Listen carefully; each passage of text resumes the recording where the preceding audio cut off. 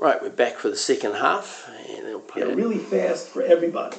Got it. I have 4 questions because I know we're going to run out of time, but I just want to let you know I have 4 questions that I think are really important.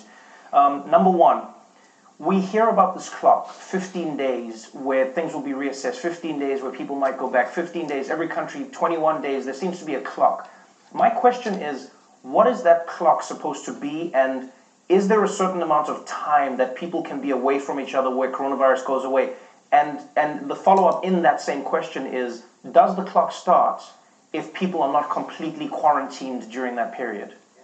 Yeah, the virus is the clock, Trevor. So people say, arbitrarily, well, in 2 weeks, we're going to be okay. It depends on the kinetics of the outbreak.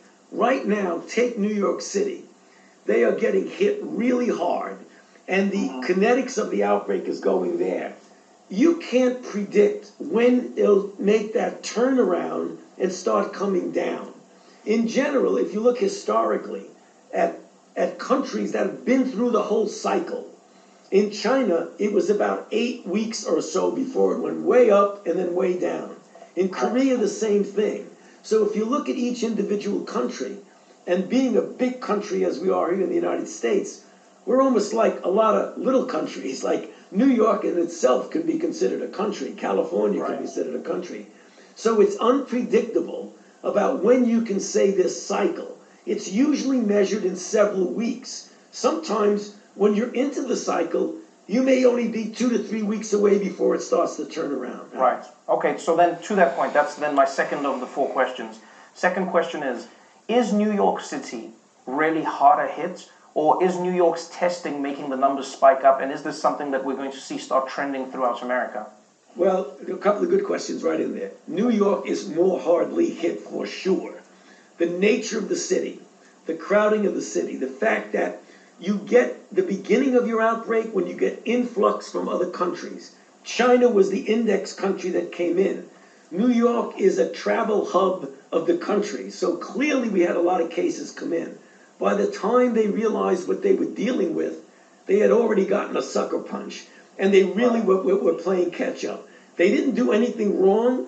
They're not very different except that they're a big, robust city, and because of that, they're getting hit hard. Okay, and then the second last question is with regards to reinfection and immunity. We talk about people who have it and are asymptomatic. We talk about people who are recovering, and we're starting to see those numbers grow around the world. Do we know yet if getting corona and surviving corona means that you're now immune to the disease, or is there a chance of reinfection? We don't know that for 100% certain because we haven't done the study to see re-challenges, whether they've been protected.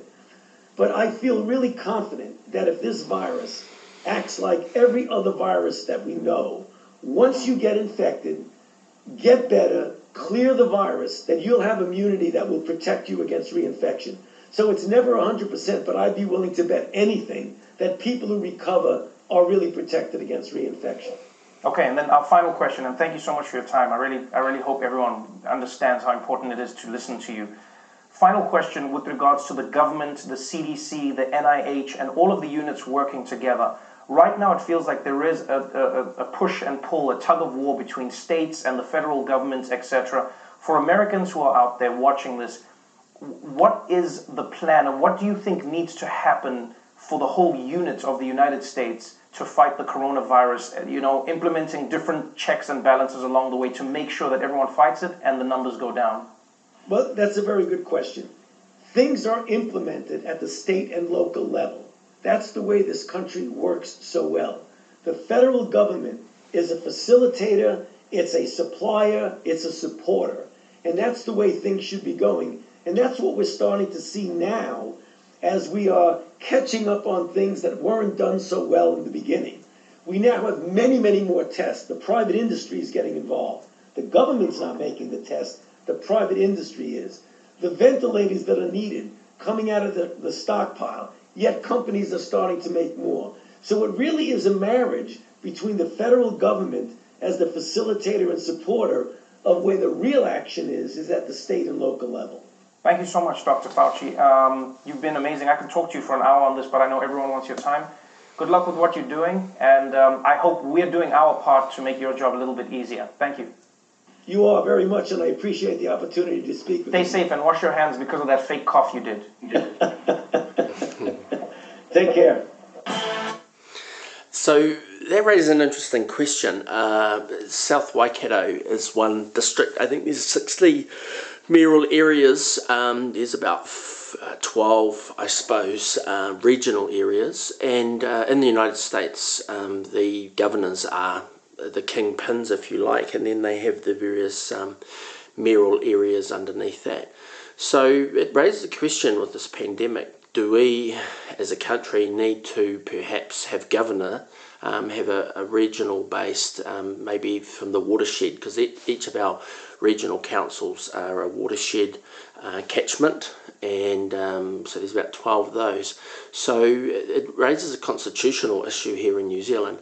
What we're presently getting from Jacinta and Winston, from Cabinet, from the executive, from the legislative, is a very powerful top-down approach, and one of the criticisms of New Zealand is we don't have a bicameral, we don't have an upper house, we just have a single chamber, and we don't get any second guessing of things, and we lurch from one side and lurch back to the other every 3 years, and it's quite a destabilising factor. But in times of crisis like now, it's good. So America's going through a time where indecision, the governors were slow. These governors should have prepared this stuff before. They knew about it. So when they're crying out for masks and stuff, well, that's the job of the governor, to have purchased those and to work out what the challenges are and their priorities. And the same here. I presented at full council, and I spoke to one of the councillors back in SARS about 16 years ago about this. So that's one thing that I would like to come out for New Zealand, is to look at how we can have a constitutional change where we can have a regional and maybe at a mayoral level, there's 60 areas, where we can get a little bit more robust on these important matters, just to lock ourselves away and wait for central government. What can we do for regional and district development? Because huge amounts of people are now collecting unemployment, and if it's 8 weeks, like they said on the video, so these are issues. It's very costly to the country. And where's the innovation? The videos, for example, are an innovative idea, but there's no financial incentive to encourage really good dissemination of correct information, and there's no discussion on how we can improve our constitution, where we go forward on this. So I'd just like to raise that. And I just wanted to give a shout out to this website here. This is the aardvark. Anyway, and he asked a couple of questions after being semi-retirement for many years, and so he's just looking at the lockdown which looms, and I think it's Bruce Simpson's site. And aardvark, just type it into the search engine and go and have a look and see what you think. I'll just raise that to the top when I get his questions. So what do you have planned for the next 4 weeks of lockdown? So in the comments, just if you can just type down some of the things that you're doing for lockdown. I'm making these videos once a day and putting them up online. If you're doing a constitution for New Zealand, well, I'm interested in that. And if you're just doing simple things like cooking apple pies or collecting chestnuts and coming up with some new recipes, I'm interested in that too. So subscribe if I've earned your subscription. Hopefully make a comment too. Thank you. Bye-bye. Have a good day. Be safe and well.